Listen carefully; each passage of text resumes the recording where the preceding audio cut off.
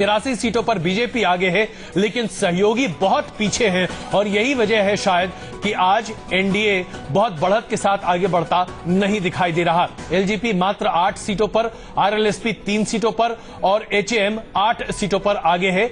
और ऐसे में परिस्थितियां निर्मित जो हो रही हैं, उससे यह कहा जा सकता है कि एक बड़े बहुमत की तरफ महागठबंधन बढ़ रहा है और जो एक एनडीए का जो रथ आगे चल रहा था, अगर उसे सबसे पहला झटका दिल्ली में मिला तो बिहार ने उस रथ को रोकने का काम बखूबी किया है। कम से कम यह कहा जा सकता है, अगर इस रुझान को नतीजों में तब्दील होता आज शाम तक। हम देखें रमेश, एक बात अजय देखिए, जो लोक जनशक्ति पार्टी के या आरएलएसपी के सांसद थे, उनकी जो अपनी कॉन्स्टिट्यूएंसी थी, उनके अंडर जो कॉन्स्टिट्यूएंसी आती थी विधानसभा की, वो तक बचाने में शुरुआती तौर पे वो नाकाम दिख रहे हैं। तो आप सोचिए कि इन नेताओं को लेके भी 17 महीने में अगर जनता का ये आकलन है तो जाहिर है इस पे कल जब 12 बजे संसदीय दल की बीजेपी की बैठक होगी तो इस पे जरूर चर्चा होगी। प्रोफेसर मानवेंद्र, जो बार बार कहा जा रहा था यूथ बहुत बड़े पैमाने पे आया है, महिलाओं ने बहुत बड़े पैमाने पे काम किया है, तो पीएम और सीएम की लड़ाई पे सीएम भारी पड़ते दिखाई दे रहे हैं। बिल्कुल, मुझे लग रहा है कि जो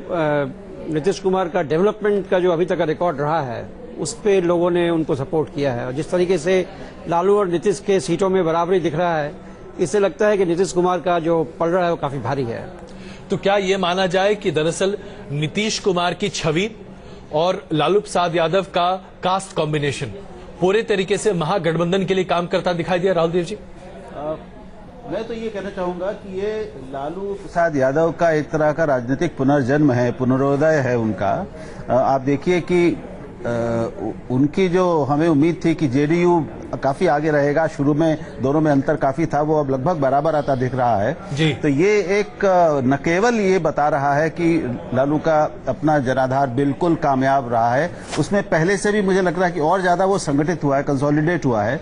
और शायद उसका एक कारण ये हो कि जिस तरह नरेंद्र मोदी जी ने लालू पर निजी रूप से फोकस किया था, उन पर लगातार हमले किए थे, उससे एक यादव स्वाभिमान कह ले या यादवों में एकता ज्यादा तेज हुई है। और मुस्लिम मत भी लगता है कि वो ज्यादा, पहले से भी ज्यादा संगठित हुए हैं और एक बहुत मजबूत अजय किस्म का गठबंधन बना। इसी बहस को जरा आगे ले, गिरिजा जी, क्या आपको लगता है कि जो भारतीय जनता पार्टी ने दिल्ली में एक बहुत बड़ी गलती की थी, अरविंद केजरीवाल पर लगातार निशाना साधना, और एक तरह से अरविंद केजरीवाल अपनी बेचारगी सामने प्रस्तुत करते रहे और पूरी सद्भावना और लोगों की भावनाएं अपने साथ ले गए, क्या ठीक यही कुछ होता दिखाई दिया? विकास के मुद्दे पर नीतीश कुमार को घेरना कम से कम बिहार में बहुत आसान नहीं था। दूसरी तरफ लालू यादव को हमेशा जंगल राज और एक तरह से उत्पाती के तौर पर प्रस्तुत कर बीजेपी ने इस गलती को दोबारा दोहरा दिया बिहार में। कि विकास के आधार पर कोई चुनाव लड़ा गया है, ये तो मैं मानता नहीं। मैं विकास केवल नाम, वो सांप्रदायिक ध्रुवीकरण का मुद्दा रहा। यूपी में जिस तरह लोकसभा चुनाव में बीजेपी को सफलता मिली थी, उसी फार्मूले को उन्होंने बिहार में आजमाने की कोशिश की। और जाहिर है कि जब सांप्रदायिक ध्रुवीकरण तेज होगा तो वो जातिवादी ध्रुवीकरण को कमजोर करता है, और वही बीजेपी के लिए एक बड़ा आसरा था। लेकिन बिहार में वो फार्मूला फ्लॉप हो गया। जहां तक विकास की बात करते हैं या नीतीश कुमार की बात करते हैं, तो नीतीश कुमार की बड़ी सफलता ये रही कि 10 साल तक मुख्यमंत्री रहने के बावजूद, बरसों तक बीजेपी के साथ रहने, उसके बाद छोड़ देने के बावजूद, और लालू यादव को साथ लेने के बावजूद, ये तमाम चीजें ऐसी थी जो उनको नुकसान पहुंचाने वाली मानी जाती थी। लेकिन इन सब में उनका जो एक भले राजनेता के रूप में जो उनका इमेज है, उसने बहुत, उसको कहीं भी डेंट होने नहीं दिया। बिल्कुल गिरिजा जी, लेकिन आप देखिए कि नीतीश कुमार ने अपना मैसेज क्लियर किया है। आप देखिए उन्होंने जो प्रॉमिस किया या उन्होंने कहा जो मैं करूंगा, खासकर देखिए उन्होंने कहां टारगेट किया। उन्होंने यंग वोटर को टारगेट किया। उन्होंने कहा मैं यूनिवर्सिटीज और कॉलेजेस में फ्री वाईफाई दूंगा। उन्होंने कहा कि राज्य में जो भी सरकारी जॉब है उसमें 35% रिजर्वेशन जो है वो वुमेन को मैं दूंगा। उससे पहले साइकिल वाला फॉर्मूला उनका सक्सेसफुल हो चुका है। आप किसी भी राज्य में जाइए, किसी भी चुनाव में जाइए, इस तरह के वादे आपको हर जगह मिल जाएंगे। नीतीश कुमार कोई नए नहीं है इस तरह के वादे करने वाले। सवाल ये है कि इन वादों के बावजूद जब तक उस राजनेता की विश्वसनीयता नहीं होती लोगों के बीच में, उन वादों पर लोग यकीन नहीं करते। मैंने एक चीज चेंज किया, मैंने बहुत चेंज देखा। मैंने आज तक इतने मैनिफेस्टो रीड किए, मैं ये क्यों पेपर लेके आया हूं पहली बार उन्होंने ये भी बोला कि जब मैं इस प्रोग्राम को करूंगा मुझे कितने पैसे चाहिएंगे और प्लान बजट में कितने पैसे होंगे। तो आज तक ये कभी भी देखने सुब्रत बनर्जी, आप किसी पॉलिटिकल पार्टी ने आज तक ये बताया कि मेरे मैनिफेस्टो को लागू करने में इस मद में इतने पैसे लगेंगे? किसी ने नहीं बताया। नीतीश कुमार ने डिटेल वाइज ये पैसा भी बताया है। नहीं, देखिए नीतीश का ट्रैक रिकॉर्ड बहुत अच्छा था और इसीलिए उसको दोबारा समर्थन मिला। इसके और एक भी चीज आप देखिए, लालू जी ने भी अपना जो डेफिनेशन राजनीति का बदल दिया। वो पहले से कह रहे हैं मैं दिल्ली जाऊंगा और नेशनल पॉलिटिक्स में आएंगे। इनएडवर्टेंटली हुआ क्या है, मोदी जी ने एक नेशनल ऑल्टरनेटिव को एकदम सील मोहर लगा दिया। वो इतना कैंपेन नहीं करते, वो कुछ दूरी रखते, उनके अपने लिए अच्छा होता है। विवेकानंद को मैं कोट करूंगा, चालाकी से महत काम नहीं होता है। आपने बहुत बड़ी बात यहां पर कह दी है। हालांकि अभी जो रुझान आ रहे हैं उसमें 138 सीटों पर महागठबंधन आगे चल रहा है और 99 सीटों पर एनडीए आगे है। 100 का आंकड़ा अगर एनडीए पार न कर पाए तो अपने आप में बड़ा आश्चर्य होगा भारतीय जनता पार्टी के तमाम नेताओं को। हालांकि एएनआई के हवाले से जो खबर आ रही है, एएनआई न्यूज एजेंसी के हवाले से, उनके आधार पर 153 सीटों पर महागठबंधन आगे है और भारतीय जनता पार्टी गठबंधन सिर्फ 83 सीटों पर आगे होगा। अगर ये स्थिति होगी तो दरअसल 2/3 बहुमत की तरफ महागठबंधन बढ़ सकता है और ये अपने आप पे प्रदर्शित करेगा कि भारतीय जनता पार्टी के तमाम नेताओं के पूरे प्रचार के बाद भी महागठबंधन ने वो कर दिखाया जो ग्रासरूट लेवल पर बदलाव की बात कही जाती है। गौर करने वाली बात यहां पर यह है कि तकरीबन 32 रैलियां, माफ कीजिएगा 29 रैलियां प्रधानमंत्री मनमोहन सिंह ने की हैं। 100 के माफ कीजिएगा जी हाँ, प्रधानमंत्री नरेंद्र मोदी ने की हैं। तकरीबन 100 रैलियां अमित शाह ने की थी और इसके मुकाबले अगर आप देखें तो नीतीश कुमार और लालू प्रसाद यादव ने मिलकर तकरीबन 500 रैलियां की थी, जो कि बहुत ही छोटे छोटे स्तर पर थी। यानी कि अगर आप छोटे स्तर पर जाकर आते हैं तो उसी तरीके से चीजें होती हैं। अजय, साथ ही साथ ये नीतीश कुमार के घर के बाहर की तस्वीरें, वहां बाकायदा अनाउंसमेंट किया जा रहा है और अनाउंसमेंट के जरिए कहीं ना, और देखिए महिलाएं, अगर आपको अगली श्रेणी दिख रही है महिलाएं, खासकर जिनके बारे में कहा जा रहा था इनके वोट बैंक को, इनके वोट करने के तरीकों को लेकर बहुत कंफ्यूजन था, जो अब से अब कम क्लियर हो रहा है। संबित पात्रा भारतीय जनता पार्टी से इस वक्त हमारे साथ जुड़ चुके हैं। संबित जी, स्वागत है आपका। अभी तक जो रुझान आ रहे हैं उसके हिसाब से 100 सीट पर भी आप बढ़त नहीं बना पा रहे हैं और लगभग 2/3 बहुमत की तरफ महागठबंधन बढ़ रहा है। 138 सीटों पर महागठबंधन की बढ़त है। न्यूज नेशन ने भी अपने एग्जिट पोल में यही साबित किया था कि महागठबंधन की सरकार बनेगी। हालांकि हमारे हिसाब से तकरीबन 130 सीटें मिलनी चाहिए थी, महागठबंधन उससे भी आगे बढ़ता दिख रहा है। क्या कहेंगे आप?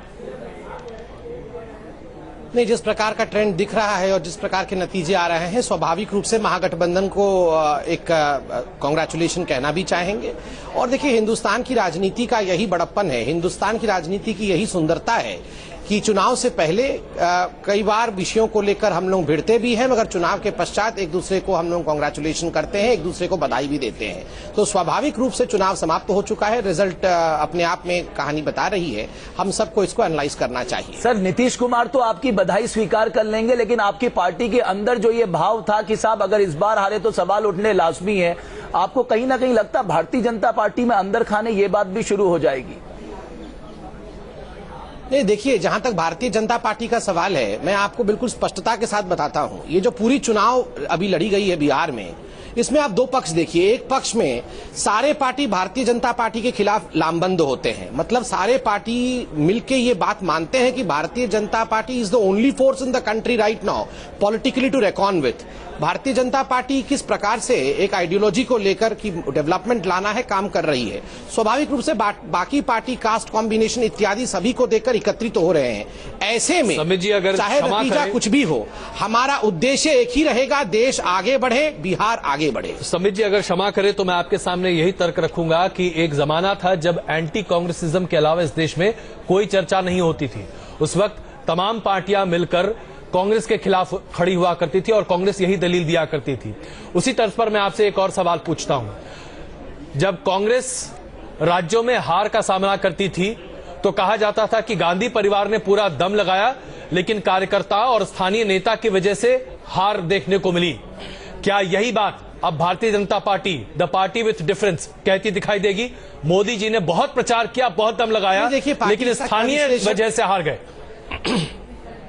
नहीं, देखिए पार्टी इसमें क्या विश्लेषण करती है और इस पे किस प्रकार से अपने विषय रखती है, ये पार्टी के बड़े नेता चिंता करेंगे। प्रवक्ता के नाते मैं 2-3 चीजें कह दूं।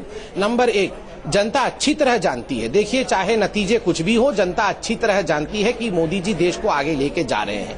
विगत 25 दिनों के अंदर जिस प्रकार 25 नतीजे आए हैं इंटरनेशनल रेटिंग एजेंसीज द्वारा, और कल जिस प्रकार से ये बात सामने आया है कि आप 18 वर्षों में आप देखिए करप्शन हिंदुस्तान में कम हुआ है, ये अपने आप में अचीवमेंट। सर आप क्या करेंगे रेटिंग एजेंसीज का जब देश की जनता ये मानने को तैयार नहीं है? नहीं, देखिए दोनों चीज महत्वपूर्ण है। क्या हम सही काम कर रहे हैं या नहीं कर रहे हैं, क्या हम करप्शन में इंडल्ज कर रहे हैं या करप्शन को रोक रहे हैं, यह भी महत्वपूर्ण है। और जमीन पे कास्ट कॉम्बिनेशन क्या बन रहा है, किस प्रकार से चुनाव जीते जाते हैं, वह भी महत्वपूर्ण है। दोनों पे चिंता करेंगे, मगर जमीन पे जिस जनता ने हमें 2014 में जिताया था, क्या हम जनता के उस सपने को लेकर आगे बढ़ रहे हैं? संबित जी, हम इस पर उस सपने को लेकर हम आगे बढ़ रहे हैं। संबित जी, हम इस पर विस्तृत चर्चा जरूर करेंगे, लेकिन अभी भारतीय जनता पार्टी से अपना धुर विरोध रखने वाले अरविंद केजरीवाल ने नीतीश कुमार को बधाई दी है। महागठबंधन को जो रुझानों के आधार पर बढ़त मिल रही है, उस पर अरविंद केजरीवाल ने ट्वीट कर नीतीश कुमार को बधाई दी है और कहा है कि नीतीश कुमार की जीत ऐतिहासिक है। आइए अब आपको दिखाते हैं संजय राउत, शिवसेना के प्रवक्ता, क्या कह रहे हैं। कुमार का जीतना, हम पहले भी जब वहां थे मैदान में तो हमने कहा कि नीतीश कुमार जी ने अच्छा काम किया है और लोग चाहते हैं कि फिर एक बार नीतीश कुमार बिहार के मुख्यमंत्री बने। तो जनता ने निर्णय तो वही दिया है। मैं मेरे पार्टी की तरफ से, शिवसेना की तरफ से, शिवसेना के पार्टी चीफ उद्धव ठाकरे जी की तरफ से नीतीश कुमार जी का अभिनंदन करता हूं। और देश की राजनीति में बिहार का चुनाव का नतीजा जो है एक नया मोड़ लेके आएगा, ऐसा हमें लगता है। तो बस अभी तो चुनाव नतीजे आए हैं और नीतीश कुमार जी की बधाई के पात्र है। सर मोदी जी ने काफी रैलियां की थी वहाँ पे, पूरा इलेक्शन मोदी जी के नाम पे ही लड़ा। देखिए, वजह नहीं लगती कि मोदी जी की, और जिस बात का डर था अजय संबित से हम वही पूछ रहे थे, बिल्कुल आवाजें उठने लग गई हैं आवाज। लेकिन और ये अभी आपको हम दिखा रहे हैं, मीशा भारती ने लालू प्रसाद यादव के साथ जीत की खुशी का ये पिक्चर अपने ट्वीट के जरिए सार्वजनिक किया है और आप देखिए दोनों के चेहरे कैसे खिले हुए हैं। लालू जी लगातार टेलीविजन स्क्रीन के सामने बैठे रहे, तब तक बैठे रहे जब तक कि जीत को लेकर पूरे तरीके से आश्वस्त होते नहीं दिखाई दे रहे। संबित जी, शिवसेना का यह कहना कि हम तो पहले से कह रहे थे कि नीतीश जी, अच्छा ऐसा लगता है कि संबित जी इस वक्त हमारे साथ नहीं है। देखा लालू प्रसाद यादव की तारीफ करनी होगी। 33 दिन में 232 से ज्यादा रैलियां अकेले शख्स ने कर ली और कहीं ना कहीं जीत के पीछे जो ग्राउंड लेवल पे वो हर किसी से बात करते रहे और जो कह रहे थे कि साहब मेरा एग्जिट पोल जो है वो सरकार बनाने के करीब दिखता है, तो कहीं ना कहीं उन्होंने जनता की नब्ज को टटोला जरूर। नहीं, इसमें कोई शक नहीं है कि जिस बहुमत के साथ वो बढ़ते दिखाई दे रहे हैं महागठबंधन, और खास करके अगर हम आरजेडी की बात करें तो जैसा कि अभी राहुल जी कह रहे थे, पुनर्जीवन से कम नहीं है। पूरे तरीके से आरजेडी अपने आप को एक बार फिर से खड़ा कर पाए, यह मौका बहुत आसानी से नहीं आता, खास करके तब जबकि इस चुनाव में अगर देखा जाए तो लालू प्रसाद यादव के परिवार का बहुत कुछ दांव पर लगा हुआ था। उनके दोनों बेटे चुनाव में मैदान में थे, बेटी चुनाव पहले ही हार चुकी थी लोकसभा का, और ऐसे में बहुत कुछ दांव पे लगा हुआ था। राहुल जी, तो क्या अब हम यादव परिवार के एक नए स्वरूप को देखेंगे, एक नया चैप्टर? एक नई पीढ़ी तो अब उसकी आएगी और हमें, जैसा आपने अभी बताया भी कि लालू जी पहले कह चुके हैं कि वो अब केंद्र की राजनीति करेंगे, तो अब बिहार में यादव राजनीति कह लें या पिछड़ों की राजनीति के दो प्रमुख चेहरे जो होंगे वो इनके दोनों ये बेटे होंगे। हालांकि उसके पीछे जाहिर है कि सोच समझ रणनीति लालू जी की लगी रहेगी, लेकिन हम सारी पार्टियों में देख रहे हैं कि वो एलजेपी में भी वो आया है, अब रामविलास के बाद चिराग पासवान आए हैं। हालांकि लगता है कि यादव परिवारवाद कामयाब रहा है, पासवान परिवारवाद इस बार नाकाम रहा है। एक ही प्रदेश में ये दो परिवारों के अलग अलग नतीजे बड़े रोचक तो लोकसभा में वो कामयाब रहा था, ये फेल रहा था, पलट गई अभी तस्वीर। प्रोफेसर ठाकुर, अगर लालू जी के पूरे कैंपेन को देखें तो लालू प्रसाद यादव ने इस पूरे चुनाव को अगड़ा बनाम पिछड़ा कर दिया था और उसी आधार पर एक तरह से आगे चल रहे थे और मानकर चल रहे थे कि अगड़ी जाति के लोग, जो कि तकरीबन 14% हैं बिहार में, वो महागठबंधन को बहुत बहुमत नहीं देंगे, बहुत ज्यादा वोट नहीं देंगे। लेकिन अभी जो सीटों के रुझान दिख रहे हैं उसके आधार पर तो ऐसा लग रहा है कि हर वर्ण से जरूर वोट मिला होगा, वरना इतना बहुमत आना आसान नहीं है।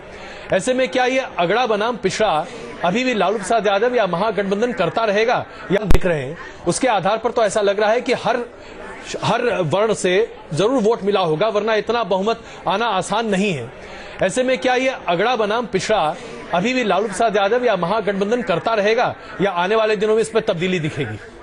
देखिए, मुझे लगता है कि अगड़ा बनाम पिछड़ा तो एक बेस रहेगा इस पार्टी का, क्योंकि उसके बिना शायद काम आगे चलेगा नहीं। और लालू यादव ने बखूबी ऐसा किया कि अगड़ों के साथ बातचीत करने के लिए नीतीश कुमार को छोड़ दिया, उनका इमेज भी बढ़िया था। ये अपना मुस्लिम यादव कंसोलिडेशन में अपना भ्रमजाल फैलाते रहे। यादवों के अंदर बड़ा रिसेंटमेंट था शुरू के दिनों में जी, और इनकी खासियत ये रही कि इन्होंने यादवों के रिसेंटमेंट को खत्म करके उनको कंसोलिडेट कर लिया। हमारे साथ संबित पात्रा भी जुड़ चुके हैं, क्योंकि वो शिवसेना वाली टिप्पणी का जवाब अजय जरूर ले ले। संबित, शिवसेना का कहना है कि नीतीश कुमार ने बहुत अच्छा काम किया, जिसका फल उन्हें मिला, उन्हें बहुत बहुत बधाई, जिसका डर था वही हुआ। अब आपके गठबंधन में कहीं ना कहीं टकराव दिखने लगा। अभिनंदन कर रहे हैं।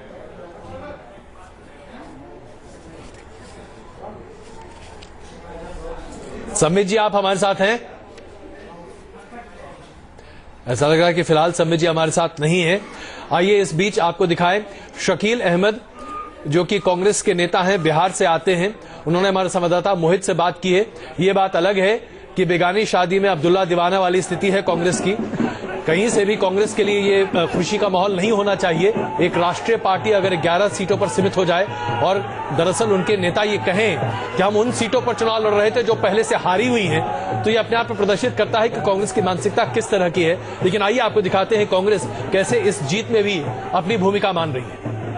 बिहार विधानसभा चुनाव के रुझानों में महागठबंधन को बहुमत मिल चुका है। मेरे साथ कांग्रेस के महासचिव और बड़े नेता बिहार से भी अब आते हैं। सवाल बड़ा सीधा है, क्या बिहार की जीत की ठसक दिल्ली में दिखेगी? देखिए, दिल्ली देश की राजधानी है, बिहार देश का बहुत ही महत्वपूर्ण राज्य है, और जिस स्तर पे चुनाव प्रचार किया गया प्रधानमंत्री के जरिए, तो स्वाभाविक रूप से प्रधानमंत्री दिल्ली में बैठते हैं, प्रधानमंत्री का शासन दिल्ली में है, तो स्वाभाविक रूप से वहां के चुनाव का असर दिल्ली और देश की राजनीति पे होगा। इसमें किसी को कोई गलतफहमी नहीं होनी चाहिए। सवाल एक और बनता है, क्या अब अमित शाह को इस्तीफा दे देना चाहिए? क्योंकि लगातार जिस तरीके से आप लोग कहते रहे कि अमित शाह हार के बाद इस्तीफा दे देंगे। देखिए, अगर भारतीय जनता पार्टी हार जाती है तो हम कदापि नहीं चाहेंगे कि अमित शाह जी इस्तीफा दे दें। हम चाहेंगे कि वो अध्यक्ष बने रहें, और अगर भारतीय जनता पार्टी बिहार हारती है तो और भी जगहों पे अमित शाह जी के नेतृत्व में हारे। हम क्यों चाहेंगे कि हारने वाला अध्यक्ष बदला जाए? राहुल गांधी ने ताबड़तोड़ रैलियां की थी, नीतीश कुमार ने भी की थी। कलेक्टिव जीत तो आप कह रहे हैं, लेकिन क्या अब वक्त आ चुका है कि राहुल गांधी को अध्यक्ष बना दिया जाना चाहिए? क्योंकि बिहार में जीत जो आप रुझान आ रहा है जीत का, वो कहीं ना कहीं संकेत अब दे रहा है कि राहुल बेहतर कर रहे हैं। देखिए, इस चुनाव से राहुल जी के अध्यक्ष बनने से का कोई संबंध नहीं है। कांग्रेस का आज से नहीं, पिछले कई वर्षों से कांग्रेस का हर लीडर, कांग्रेस का हर वर्कर चाहता है कि राहुल गांधी जी हमारे पार्टी के प्रधान बने, देश का नेतृत्व करें। लेकिन ये फैसला कब होगा, ये दिन कब आएगा, उसका फैसला सोनिया गांधी जी और राहुल गांधी जी ये तो मानते हैं ना कि जीत का श्रेय कहने के राहुल गांधी को जाता है। स्वाभाविक रूप से जो सामूहिक नेतृत्व है उसमें पार्टी का ये निर्णय कि हम अलायंस में जाएंगे। बहुत से हमारे साथियों की सोच थी कि हमको अलग लड़ना चाहिए, बहुत सा का था कि इनके साथ अलायंस करना चाहिए, उनके साथ नहीं करना चाहिए। लेकिन राहुल गांधी जी की महत्वपूर्ण भूमिका रही है, जीत है ना उनकी, मानते हैं। महत्वपूर्ण भूमिका रही है राहुल गांधी जी की कि हम अलायंस में, तीनों दलों के अलायंस में जाएंगे। तो कांग्रेस भी एक तरह से इस जीत में अपनी भूमिका, और राहुल गांधी को एक तरह से श्रेय दिया जा रहा है। इस बीच हम आपको ये बताएं कि नीतीश कुमार ने ट्वीट कर बिहार की जनता को धन्यवाद दिया है। उन्होंने अपने ट्वीट में कहा है कि जो समर्थन और आशीर्वाद बिहार की जनता का मिला, इसके लिए वो धन्यवाद देना चाहते हैं। 138 सीटों पर लगातार रुझानों के आधार पर महागठबंधन आगे है, और 97 सीटों पर एनडीए गठबंधन आगे है। ऐसे में स्पष्ट है कि नीतीश कुमार एक बार फिर बिहार के मुख्यमंत्री बनेंगे और महागठबंधन अगले 5 साल के लिए पूर्ण बहुमत के साथ अपनी सरकार चलाएगी। ये स्थिति बनती हुई दिखाई दे रही है। और बीजेपी की ओर से अब ये बातें आने लग गई हैं कि इस हार के लिए प्रधानमंत्री को कतई जिम्मेदार नहीं माना जा सकता। बिल्कुल। राहुल देव साहब, ये राजनीति में ऐसी भूमिका क्या है साहब? जीते तो जीते, हारे तो हारे, इसमें दिक्कत क्या है? दिक्कत होती है, जैसे हम लोग जो काम करते हैं वो हर राजनीतिक दल अपने भीतर करता है कि भाई जीते तो कहाँ कैसे जीते, हारे खास तौर पे क्यों हारे, कैसे हारे, कौन कौन उसके लिए जिम्मेदार है।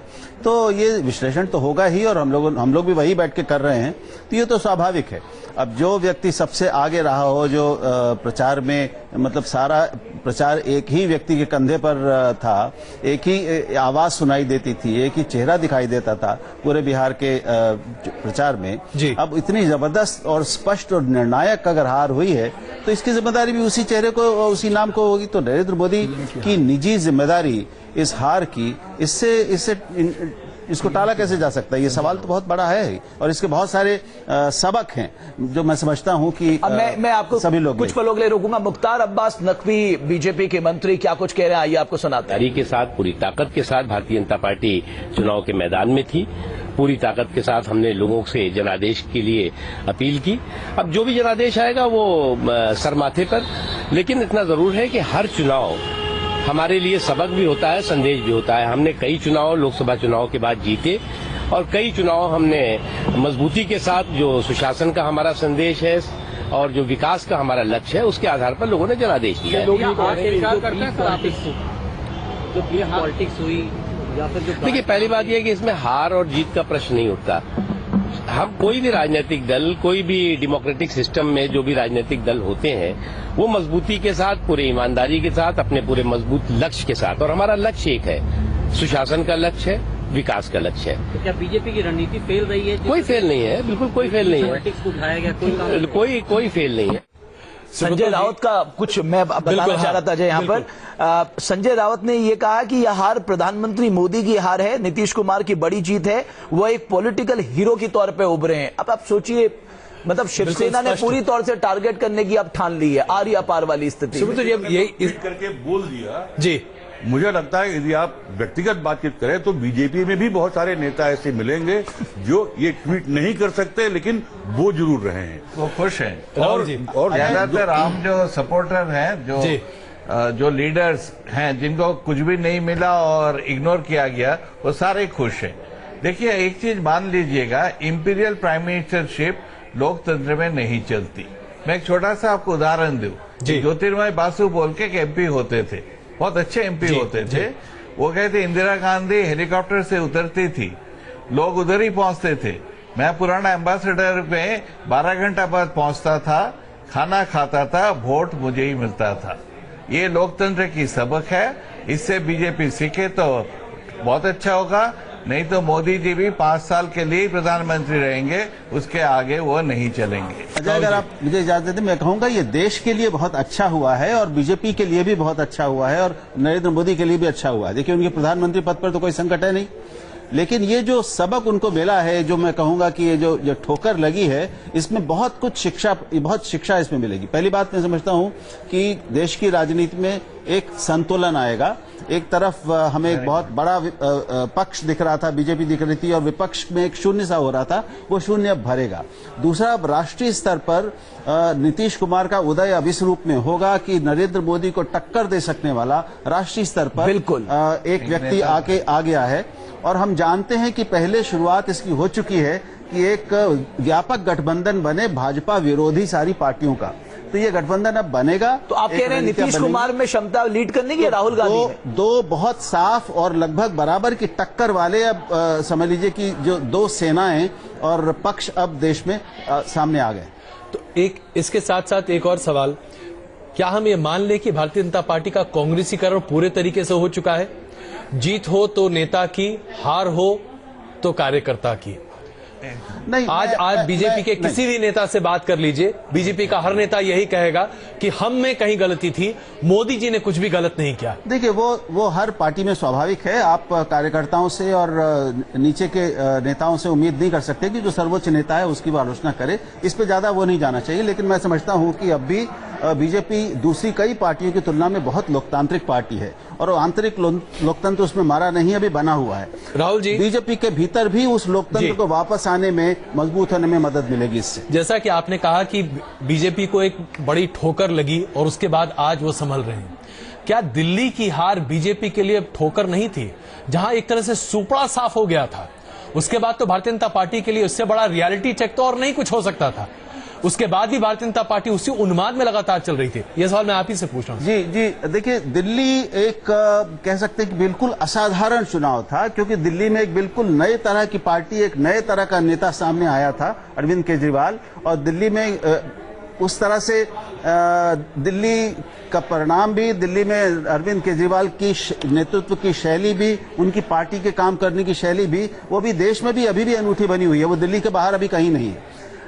बिहार में जो चुनाव हुआ वो लगभग पुरानी ही लकीरों पे हुआ, जाति पर हुआ, धर्म पर हुआ, फिर क्षेत्रीयता पर हुआ, विकास पे हुआ।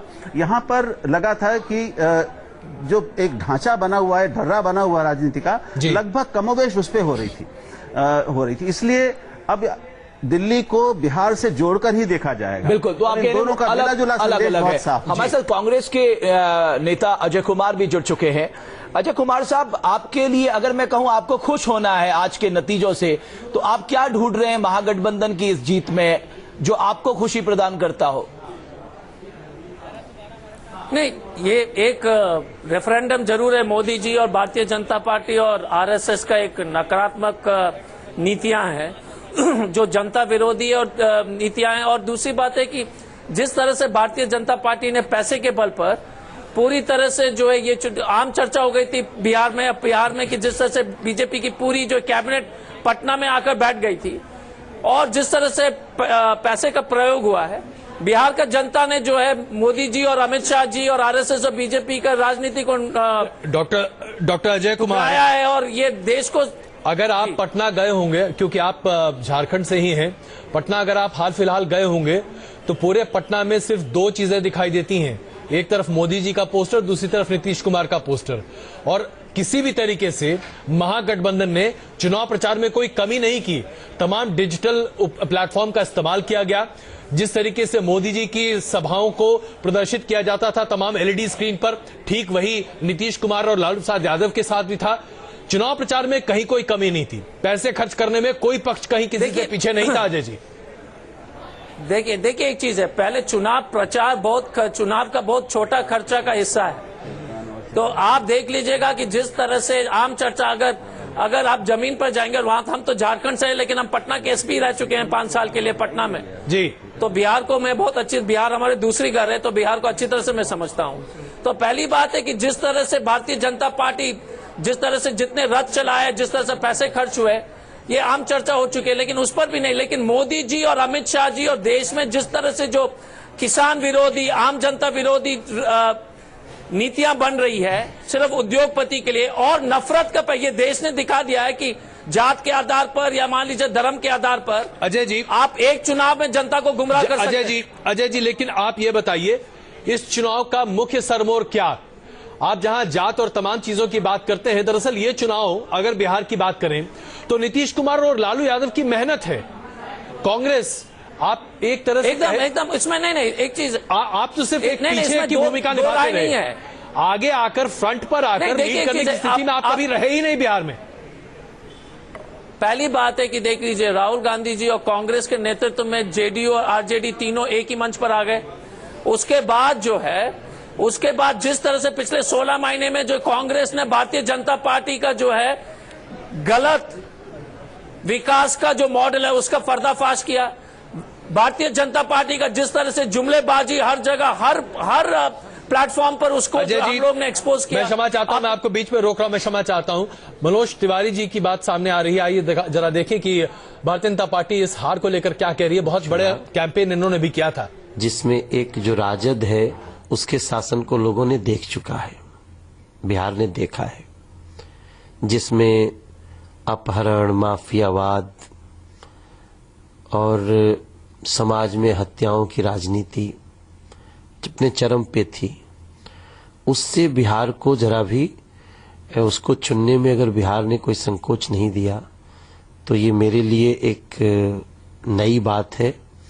और दूसरी, महागठबंधन में उस पार्टी का, कांग्रेस पार्टी का होना जिसका बड़ा बड़ा घोटाला वो बिहार में वो मुद्दा नहीं बना, तो निश्चित रूप से आगे भारत की राजनीति और बिहार की राजनीति खास तौर से किस दिशा में जाएगी और लोग वहां किस स्तर पे अपना भविष्य देखते हैं, ये तो एक नए सिरे से समीक्षा के लिए दिखता है मेरे लिए जी।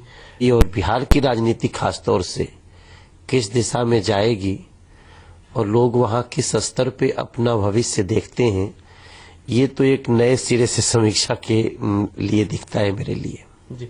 लेकिन तो जाहिर सी बात है, भारतीय जनता पार्टी के तमाम वो कैंपेन करने वाले नेता आज अभी जवाब दे पाने की स्थिति में नहीं है। इस बीच अपने दर्शकों को हम एक बार फिर बता दें, महागठबंधन 150 के आंकड़े को पार करता दिखाई दे रहा है। 151 सीटें रुझान के आधार पर महागठबंधन के खाते में जाती दिख रही हैं और एनडीए गठबंधन 84 सीटों पर सिमटता दिख रहा है, जिसमें भारतीय जनता पार्टी 70 सीटों पर सिमटती दिख रही है। एलजेपी के खाते में 7 सीटें जाती दिख रही हैं, आरएलएसपी के खाते में 3 और एचएम के खाते में 4 सीटें जाती दिख रही हैं। वहीं अगर हम बात करें महागठबंधन की, तो महागठबंधन में आरजेडी सबसे बड़ी पार्टी के तौर पर उभर रही है।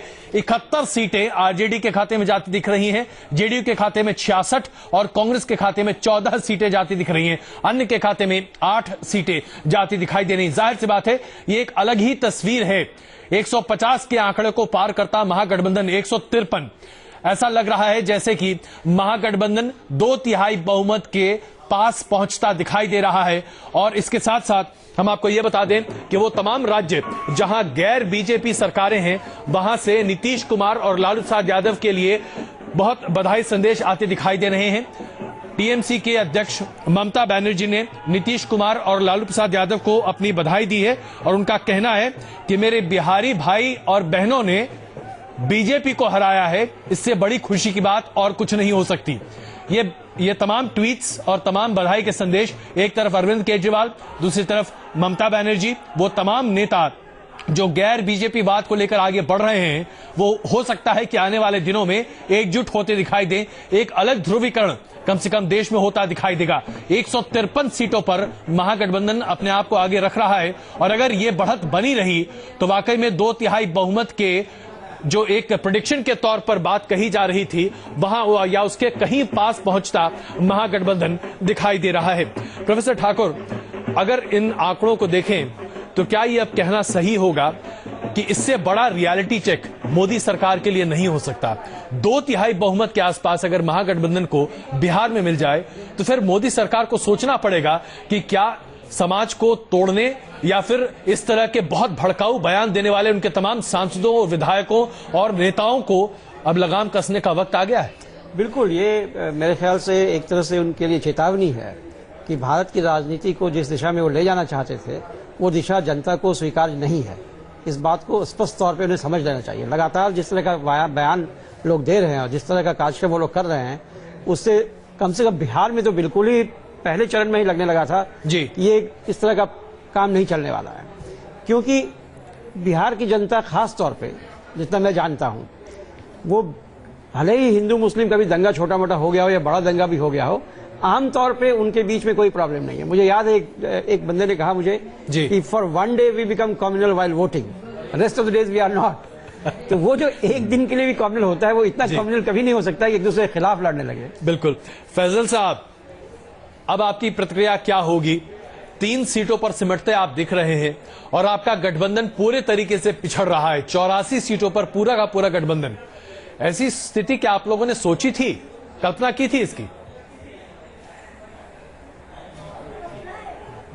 सूत्र में जब वर्डिक्ट आते हैं तो जाहिर है कि अगर ये नतीजे रह जाते हैं तो सरकार नीतीश जी की और लालू जी की महागठबंधन की सरकार बन रही है, तो जाहिर है हम तमाम लोग बधाई देंगे। लेकिन इस तरह के नतीजों का अनुमान नहीं था। हम लोग भी लगभग 1 महीने 1.5 महीने बिहार में रहे थे और हम लोगों का प्रेडिक्शन था कि हम अच्छा करने जा रहे हैं, लेकिन अंततः इस चुनाव में लोकतंत्र में जनता ही सब कुछ होती है। जनता को लगा कि भारतीय जनता पार्टी की अगुवाई वाली एनडीए सरकार को सत्ता में नहीं आने देने, तो उन्होंने चुना। हालांकि मेरा मानना यह है कि कुछ रणनीति के हिसाब से भी भारतीय जनता पार्टी के कोई जो बयान आए या जो वहाँ होर्डिंग्स लगाए गए या जब मोहन भागवत का बयान आया या आर के सिंह का बयान आया या फिर जनरल वीके सिंह का, उसने भी बहुत कुछ वहाँ माहौल बदला।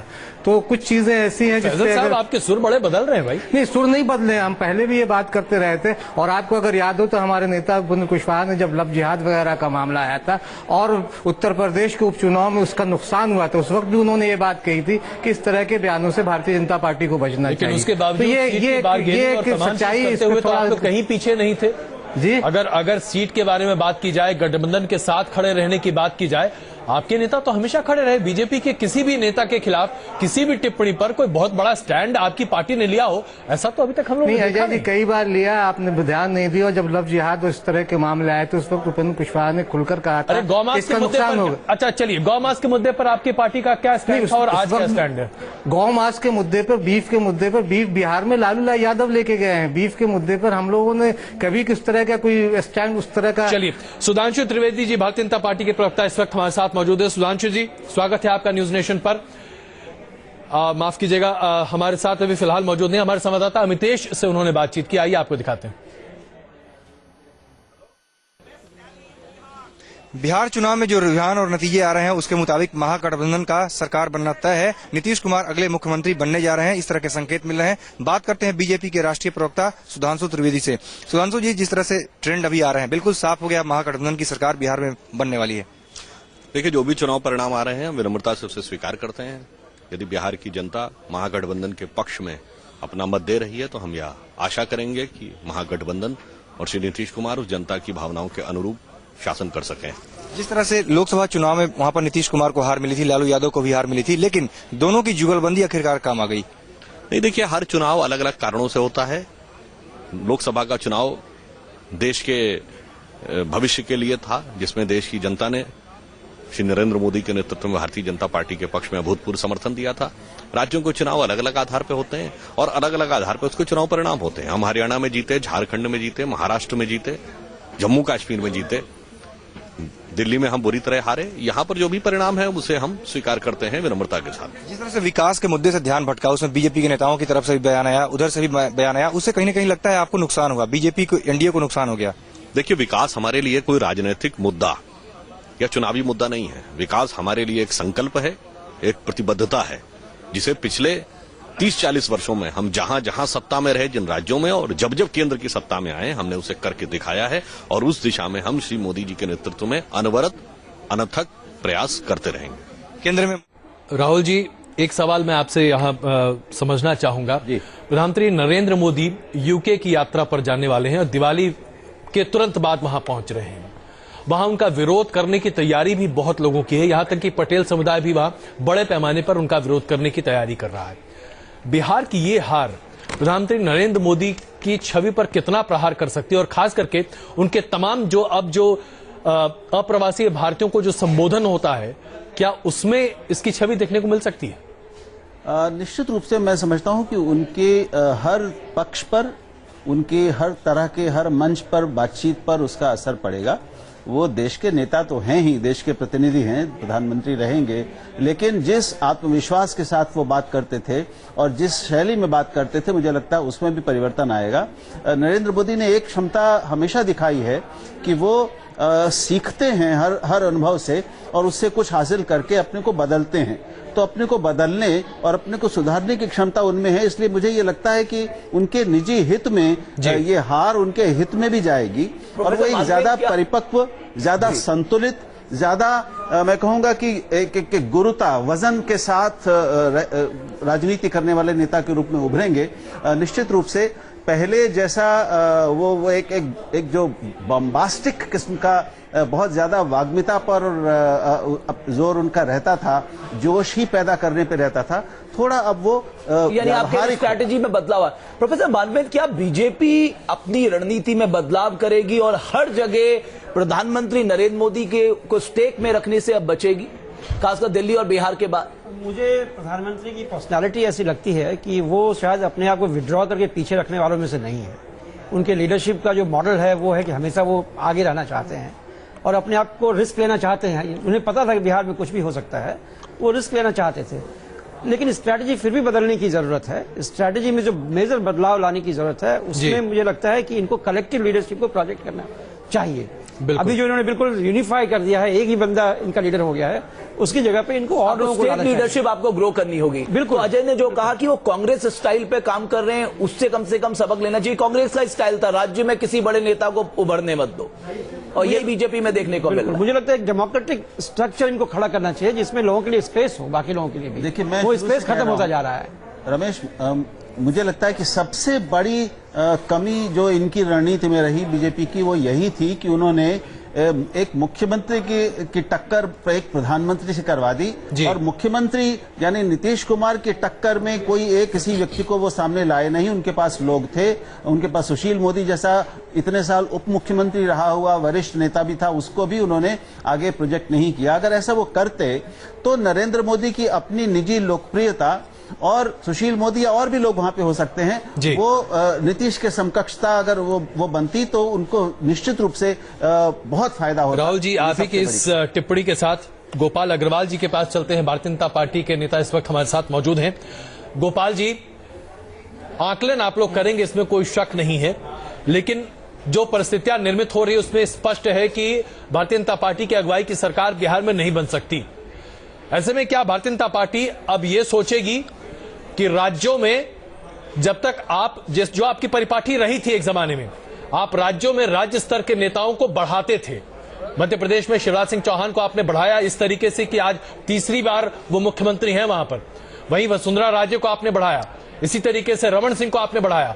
लेकिन बिहार, बंगाल, असम, इन राज्यों में आपके राज्य स्तर के नेता है ही नहीं, या जो हैं उन्हें आप बढ़ाना नहीं चाहते। तो क्या ये सबक सीखेंगे आप?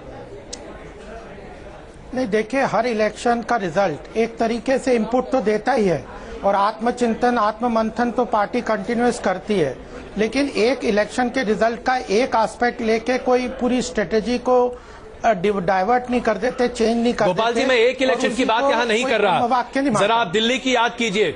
दिल्ली में लास्ट एकदम आखिरी क्षण में आप लोगों ने किरण बेदी को शामिल किया था, और शायद ये बहुत बड़ी वजह थी कि दिल्ली की जनता ने सिरे से आपको नकार दिया। बिहार में तमाम नेता आपके थे, लेकिन उन्हें आपने प्रोजेक्ट नहीं किया। आपने सीधे, जैसा कि अभी राहुल जी कह रहे थे, प्रधानमंत्री और एक मुख्यमंत्री की भिड़ंत करा दी।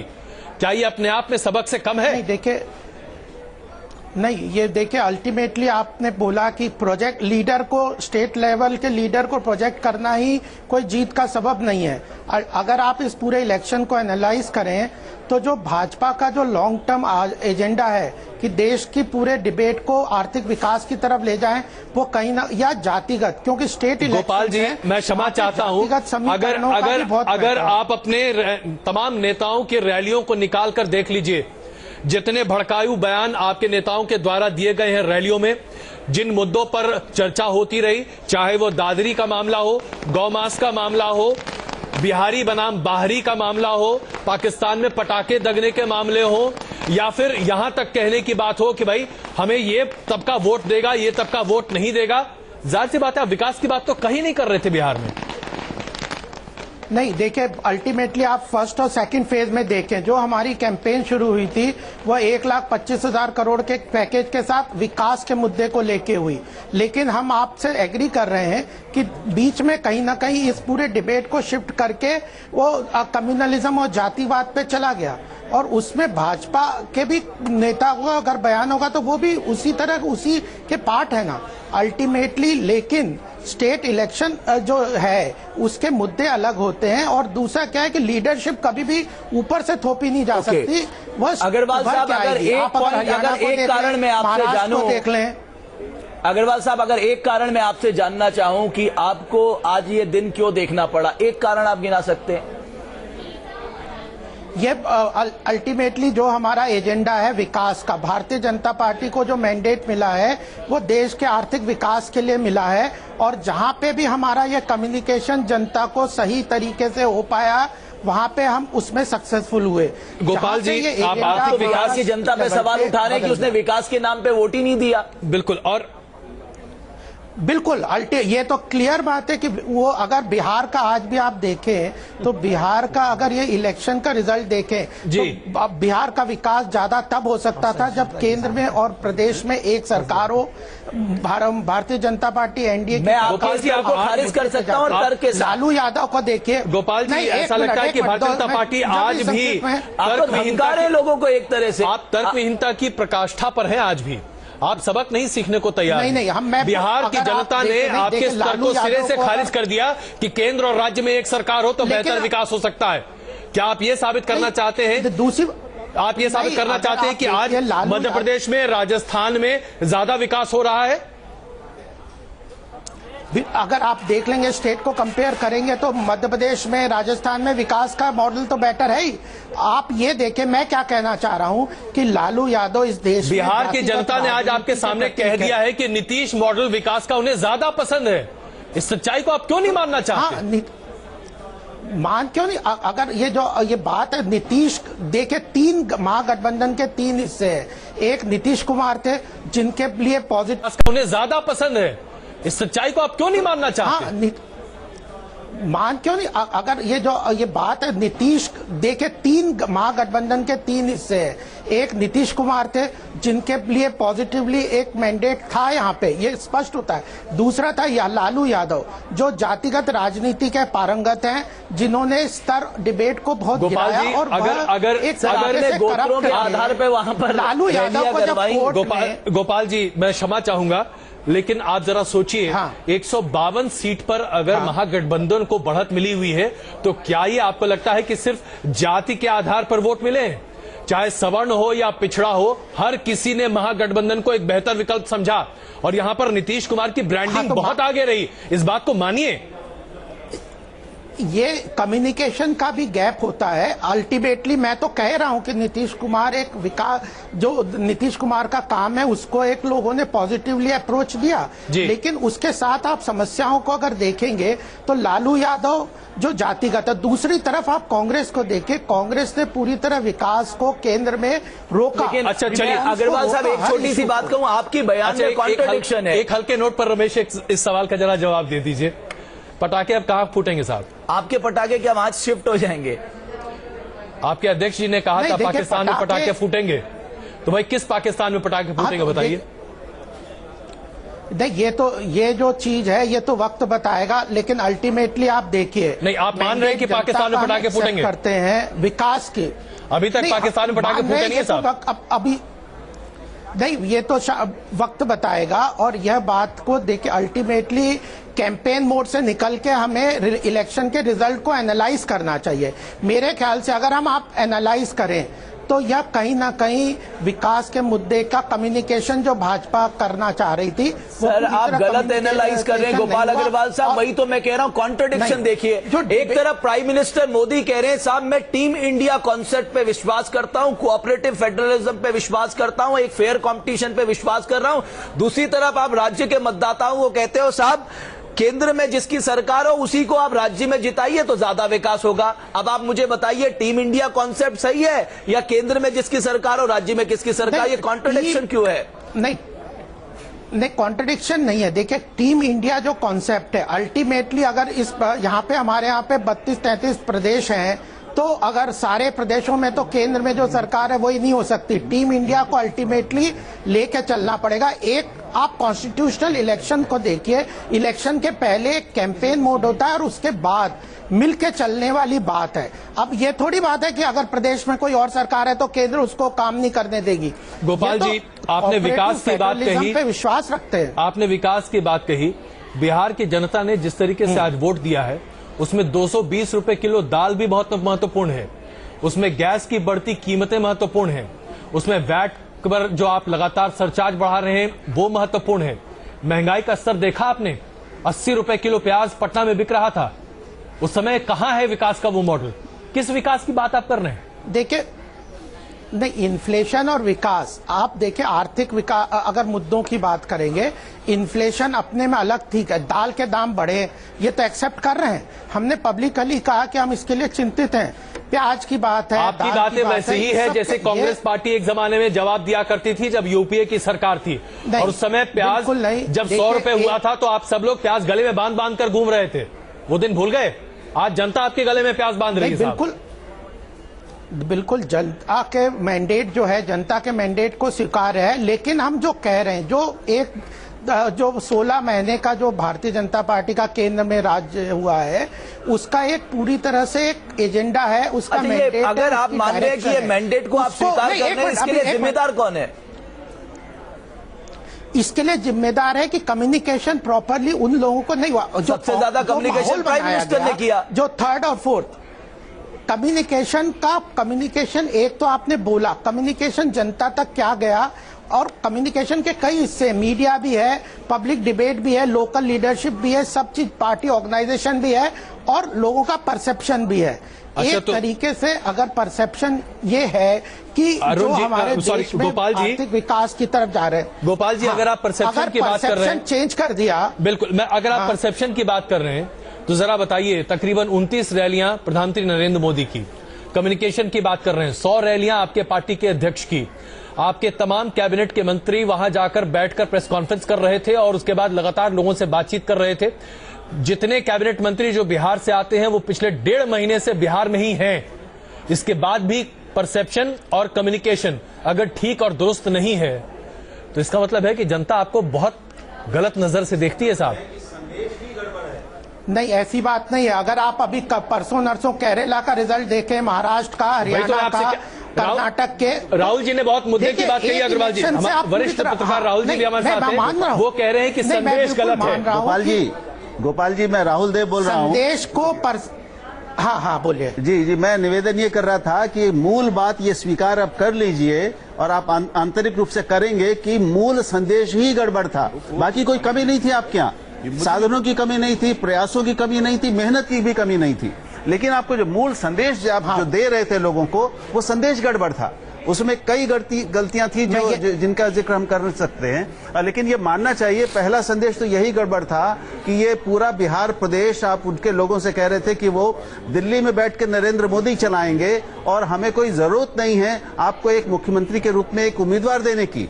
ये कोई भी स्वाभिमानी समाज को ये बर्दाश्त नहीं होगा कि कोई डमी मुख्यमंत्री उसको दिया जाए। 3-4 घंटे बहुत सारी चीजें उसमें डमी, जितना विभाजक नहीं, अगर आप जितना मेरी बात सुन लीजिए, आप एनालाइज करेंगे तो हम एग्री होंगे बहुत चीजों। प्रचार आपका था, जितनी बांटने और तोड़ने वाली चीजें आपकी ओर से की गई, जिस तीखेपन के साथ की गई, जो नकारात्मकता थी आपके कुल प्रचार में संदेश के हिस्से के रूप में, ये उसका नुकसान है। नहीं, देखिए, नकारात्मक प्रचार, आप बात चलिए कि जो अगर आपसे कोई चर्चा करेगा तो आप उसका काउंटर जवाब तो देंगे। हाँ, ये बात है कि जो डिबेट हुआ बिहार में, वह पूरी तरह से डिफरेंट लाइन पे था, जहां पे हम डिबेट ले जाना चाहते थे। अगर हम जिस डिबेट को जिस डायरेक्शन में ले जा रहे थे उसमें सक्सेसफुल नहीं हुए, ये तो क्लियर। आप कैसी बातें कर रहे हैं? हमारा जो आपने प्रधानमंत्री की कास्ट भी बता दी वहां पर बिहार के लोगों को, है ना, आपने पैकेज देने के तरीके को लोगों ने सवाल उठाया, आपने डीएनए वाला बयान दिया, उसके बाद एक के बाद आपके नेता बयान देते रहे, उसके बाद ये अवार्ड वापसी का प्रकरण हो गया। गोपाल जी, एक अभी आप ही के बीजेपी के जनरल सेक्रेटरी का बयान है, मैं पढ़ के सुना रहा हूं। पी मुरलीधर राव जी का ये बयान है, RK Singh and Shatrughan Sinha have betrayed us, action should be taken against them. ये आपके भारतीय जनता पार्टी के जनरल सेक्रेटरी हैं पी मुरलीधर राव, उनका बयान है। जरा बताइए, जब आपके पार्टी के तमाम नेता इस तरह के बयान दे रहे हैं, पी मुरलीधर राव लोगों का general secretary BJP, RK Singh and Shatrughan Sinha have betrayed us. अब बताइए क्या बयान है भाई? तो नहीं, इसका मतलब है कि ये मुरलीधर राव को राजनीति नहीं आती। तुम्हारी कोई राजनीतिक व्यक्ति इस तरह की बात नहीं करेगा। नहीं, मैं आपसे एक सवाल पूछना चाहता हूँ। जॉर्ज वाशिंगटन, गोपाल अग्रवाल साहब, मैं एक मिनट कुछ देर के लिए, शरद यादव, आज तो दिन मुझे लगता है शरद यादव, नीतीश कुमार, लालू प्रसाद यादव का है। क्या कुछ कह रहे हैं शरद यादव? और मैंने बहुत लंबे अरसे के बाद शरद यादव के चेहरे पर आज खुशी देखी है। क्या कुछ कह रहे हैं शरद यादव, आइए आपको सुनाते हैं। कलाकार, शायर, पोएट, वैज्ञानिक, ये सब भारत में बेचैन है। उस बेचैनी का सबसे ज्यादा असर तो पहले से ही बिहार में है, और जब दो पार्टी अलग अलग थी इसलिए ये लोग जीत गए थे। तो जब एक हो गई तो इनका हारना हम पहले से एंटिसिपेट किए थे कि मुकम्मल तौर पर हारेंगे। सर, जिस तरह का चुनाव हुआ उसमें प्रधानमंत्री जी लगातार लगे रहे, 50 से ज्यादा रैलियां उन्होंने की है। क्या आप इस चुनाव नतीजों को केंद्र सरकार के लिए रेफरेंडम मानते हैं, या ये चुनाव नीतीश कुमार वर्सेस नरेंद्र मोदी जी था जिसका नतीजा या क्रेडिट जो है अब नरेंद्र मोदी जी को लेना? देश का चुनाव था और देश का चुनाव बीजेपी ने बनाया। देश का चुनाव बीजेपी ने बनाया और उनका पूरे विश्व की सबसे बड़ी पार्टी का सब आदमी लगा था, सब मुख्यमंत्री लगे थे, भारत सरकार पूरी वहां बैठी हुई थी। तो गठबंधन जो है उसकी जो जीत है वो इस देश की जीत है। बिहार की जनता ने इसे देश की जीत बना दिया है।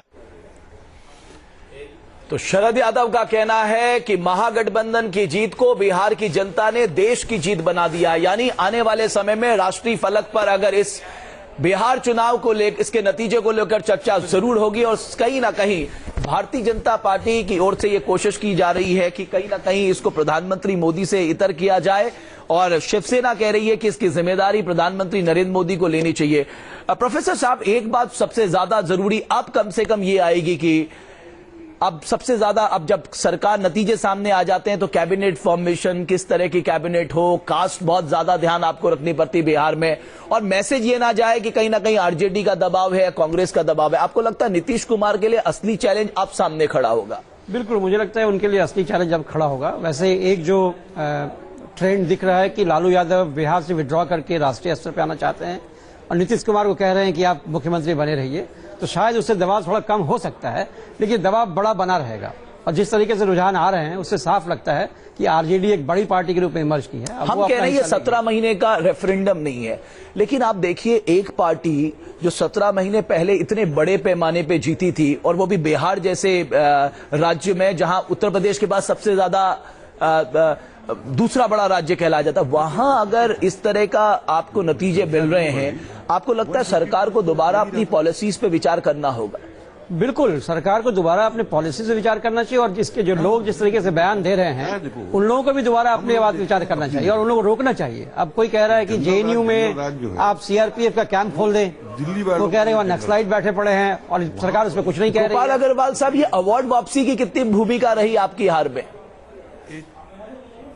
ये पूरा जो डिबेट देश में इस वक्त हो गया, चाहे इंटॉलरेंस को ले लो या किसी भी चीज को ले लो, यह एक कैंपेन की तरह चल रहा था, और इस कैंपेन के मुझे लगता है भारतीय जनता पार्टी शॉर्ट टर्म में विक्टिम ही थी। अगर आपसे कोई प्रश्न पूछेंगे, आप भी आज प्रश्न पूछ रहे हैं, तो मैं उसका जवाब दूंगा ही।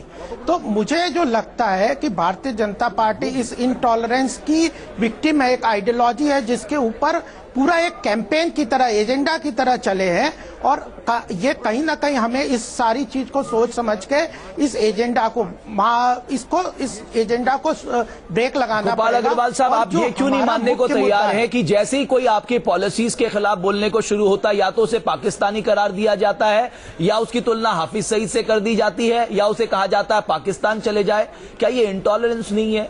राष्ट्रपति ने 3 बार इंटॉलरेंस को लेकर टिप्पणी की है, आरबीआई गवर्नर ने इंटॉलरेंस को लेकर टिप्पणी की है। ये तो किसी पॉलिटिकल पार्टी से नहीं ताल्लुक रखते हैं ना?